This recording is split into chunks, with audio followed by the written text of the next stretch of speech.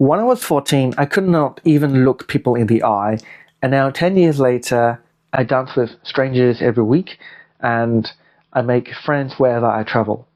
And in this video, I'm going to show you 3 things that helped me get here. Before I tell you these 3 things, I want you to make me a promise, okay? I want you to promise me one thing, that you'll be kind to yourself. There's going to be so many times you're going to feel frustrated, you're going to struggle, it's going to be painful, but whatever happens, I want you to be kind to yourself. I don't want you to judge yourself too harshly, okay? What social anxiety does is it bombards you with endless negative feedback and comments about how other people are thinking, maybe thinking about you. And 99% of the time, it's all wrong. And I want you to shut that inner critic in your head, okay? I want you to be kind to yourself. It's going to be hard. It's going to be painful. There'll be times where you feel like you're going to quit, but it will be worth it. If it's easy, it's not worth doing it, okay? Period. So the first tip that I can give you is to say these 3 magic words whenever your brain starts spouting off some nonsense about what the person that you're talking to is thinking about you, okay? And the 3 magic words are, I don't care. Now you're going to probably think, wow, of course I care. He's going to think that I suck, that I'm stupid, and I said something wrong, that I'm silly, and he's never going to be able to be friends with me again, and I'm going to be stuck in my home, and I'm going to die forever alone. That is overthinking and social anxiety. That's not you. You are not your thoughts. Okay?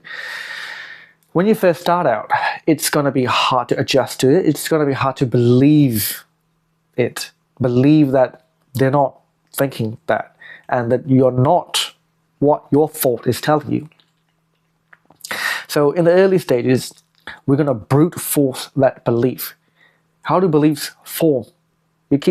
Your beliefs form through, number 1, evidence, okay, that you've done something, or you've got something, or someone's done something to you. Or number 2, by repeating the same thing over and over and over again, okay? Even if it's a lie, repeat a lie enough times and you'll start to believe that it's true. So whenever you have you think you have a terrible interaction with someone, okay, let's say you tell someone something, or like, I like your coat, and then they look at you like this.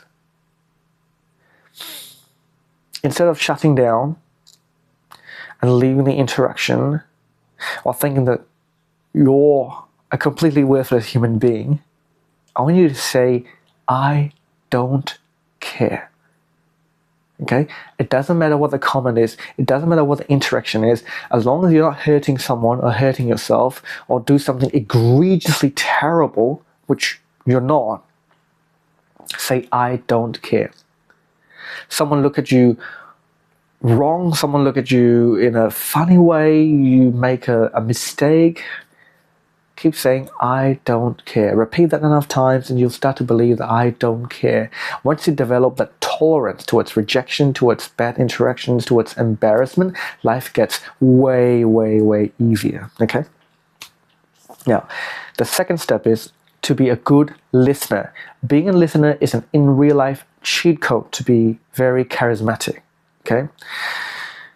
When I first started embarking on this journey, when I started putting myself out there, because I was tired of being in this self-imprisoned cage, right? And I didn't have a lot of things. I didn't have so many noteworthy things or good stories that I can tell to other people. So what I did was to invert the situation, where they become the focus of the conversations, right? I listen to them. I ask questions.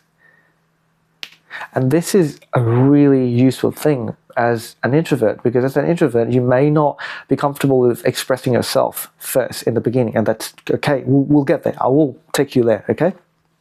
But for now, if you have nothing to say, the best way to be friends with someone, or the best way to make someone like you, to become more likable yourself, is to just be a good listener. Now let's break that down into a few steps. What does a good listener consist of? Well, first thing, this is something that I'm also working on myself at the moment, is to not interrupt or let people finish their sentences. I'm a hypocrite. I am really bad at this. I think it's become a habit. I tend to finish people's sentences, but now I'm actively and consciously working on not interrupting and not finishing their sentences, right?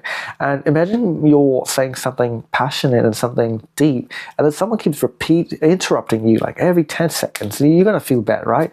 Exact same thing. Let them finish the sentence unless they seem really stuck on that one word and they look at you for help. Then that's a different matter. Or they start saying nonsense, right? Of course, context matter, the situation matter, but generally try to be a good listener. Listen intently, listen with the focus, with the goal of getting to know more about them, with the goal of hearing what they have to say rather than listening to respond. So seek to understand, listen to understand instead of listening to respond. Okay, that helped me out a lot. And thinking back on my friendships, my previous friendships, my current friendships, some of the closest friends I've made are simply due to me being a good listener. I don't like oversharing. I don't overshare a lot, but just being there for them, someone that they can trust, someone that they can talk to, has earned me a lot of friends everywhere, all over the world. Third tip that I'm going to give you sounds a bit unusual and it may be obvious, but it will take you a long way. And that is to look people in the eye when you speak or when you listen to them. Okay, let me explain something. As humans, believe it or not, consciously and subconsciously, we want our presence to be acknowledged. Yes, even if you are an introvert, even if you have crippling social anxiety. When I had crippling social anxiety, all I wanted was to be acknowledged. Right? And as kids, we were all brave, we were all courageous, we will go around, run around, ask adults so many questions, be curious and open about the world, until the responses we get from the world, the feedback we get from the society and the world mold us into people with social anxiety, right? No one is born socially anxious. Maintain eye contact. Look people in the eye when you speak to them, when you talk to them. And as an introvert, it is extremely difficult. Believe me, I struggle with it. I struggle with it a lot. I could not look people in the eye. I would... You know when they say you feel butterflies in your stomach? It's like the opposite. Like I feel moths and I feel bloody wasps in my stomach when I look people in the eye. That's how bad it was, okay? And I want to help you. I want to help you get to where I am now. Okay? Look people in the eye. And this is something that I learned over the years. The reason you're nervous is because you are so self-conscious. When you're self-conscious, all the focus is on you, on yourself. Or what are they going to say? Or is it something I'm wearing? Is this the way I speak?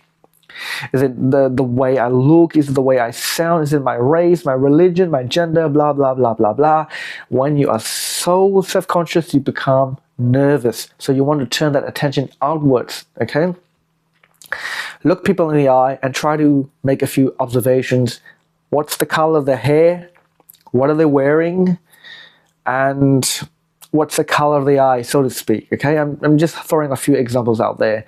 Look people in the eye. It is simple, but it is very effective. It makes you feel special. It makes you feel like you're being heard. It makes you feel like somebody understands you when people look you in the eye. And there are tons of research backing this too. Okay? Now, I'm going to end off this video with something. Take one thing, okay, one thing from this video and try to practice it over the next few days and even a few weeks. Okay, I don't want you to be overwhelmed, and I don't want you to think, oh God, there are so many things to do. I can't do this. Being an introvert is so much easier. I'm going to go onto Reddit and write about how hard it's being an introvert, how hard it is being socially anxious. I'm not going to make any improvement. Stop it. I don't want you to do that, okay? I want you to just take one thing out of this video and practice it like hell. Practice like your life depends on it for the next few days and a few weeks. Get really good at one thing, and then you add a little bit more into it. Maybe start adding a second step, the third tip, the fourth, and so on, and so on, and so on. Remember, it is a lifelong journey. It's a marathon. It's not a race. It's going to be hard. It's going to be painful, but it will be worth it. Because when you've truly overcome social anxiety, when you've truly overcome this beast, then you are free. Nothing in this world can hold you anymore.